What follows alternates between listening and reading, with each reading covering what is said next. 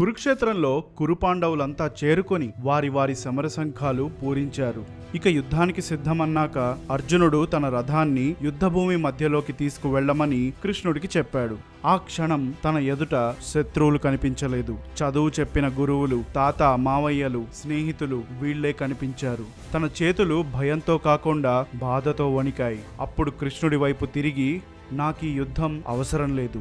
ఇందులో గెలుపు కంటే వినాశనం, విధ్వంసం, రక్తపాతం కనిపిస్తున్నాయి అని తన గాంధీవాన్ని వదిలేశాడు.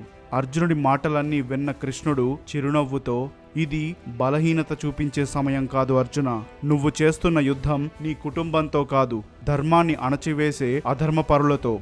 అక్కడున్న వాళ్లపై ఉన్న ద్వేషం కోసమో, వాళ్లపై ప్రతీకారానికో కాదు, ధర్మాన్ని నిలబెట్టడానికి యుద్ధం చెయ్యాలి అర్జున అని అన్నాడు. ఆ రోజు అర్జునుడు యుద్ధం చెయ్యకపోయుంటే అధర్మానికి పరోక్షంగా సాయం చేసిన వాడిగా